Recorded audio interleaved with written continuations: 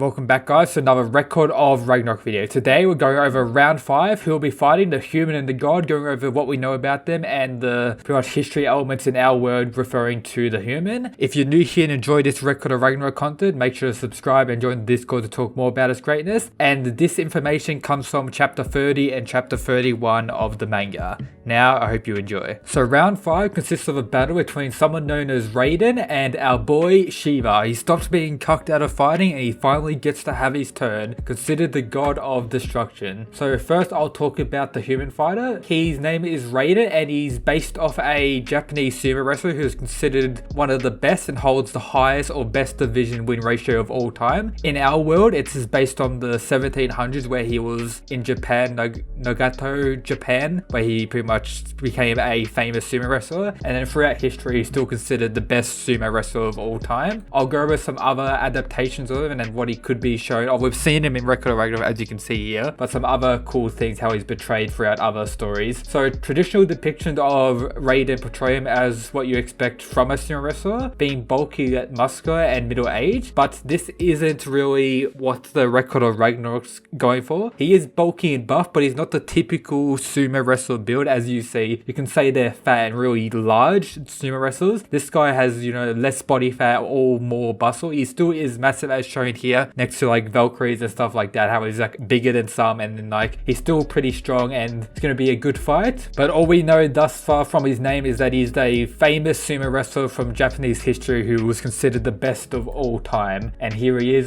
This is what he looks like. He's very tall, very handsome, meant to have insane muscles, and as we see here in the chapter 31, that is very true. His debut, as I mentioned at the start, was chapter 31. Chapter 30 didn't really cover anything about the fight. It was really the aftermath of Jack the Ripper winning round 4, and then chapter 31 was the pretty much introduction of the two people into the next battle, which is hype. Now onto the god represented, Shiva. So Shiva, you know, he was gonna go up first and fight Adam, or not first, second. He's gonna go up second and fight Adam, you know, but our boy Zeus, you know, cucked him, just, you know, brought him down. I was like, nah bro, this is me, I'm fighting now. And then he went to fight again and someone else took his role. He's having unlucky, but he's finally here to fight. So as you know, his name is Shiva and he's an Indian god. His age is considered over 4,000 years old. He's gender male, status alive, and we don't know any other things about him. His manga debut is chapter 1. He's part of the Gods Council, as we know, deciding humanity's fate, and pretty much he was on the majority side of to destroy all humanity. And he's also introduced as the god of creation and destruction, or the Hindu god of creation and destruction. That's what you consider. But when he's introduced in chapter 1, he's considered the god of destruction, which is hype. I'll talk about his involvements in the other round, what he's been doing, because we haven't seen him fight, of course. During the first round of Ragnarok, Shiva was watching a fight between Thor and Luby and became amused and excited about how strong these humans can and how they can actually damage a god like Hercules. So that's where he, going into Ragnarok's second fight, he wanted to fight, but he was stopped by Zeus and Zeus took his place. During the third fight, Shiva pretty much witnessed Poseidon being killed by Kudra Sasaki from Earth. He was slightly angry about how a god can be permanently killed by a mere human, but he in turn got a bit excited from the prospect of having an insane fight such as that. In the fourth fight, he was seen lounging in the room with Zeus, Ares and Hermes and Loki, but yet again he got excited to participate in the fourth fight, but